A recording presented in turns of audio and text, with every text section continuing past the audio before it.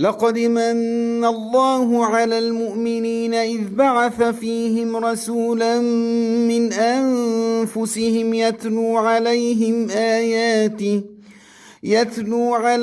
آياته ويزكيهم ويعلمهم الكتاب والحكمة وإن كانوا من قبل لفي ضلال مبين.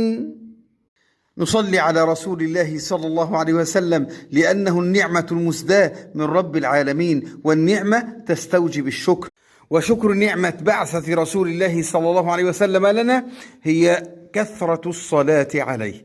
اللهم صل وسلم وبارك على نبينا محمد صلى الله عليه وسلم، وأن نقتفي أثره وأن نكون من أتباعه، فهو حقه العظيم علينا أن نصلي عليه ونذكره بمحاسنه صلى الله عليه وسلم ونعرف الخلق به صلى الله عليه وسلم.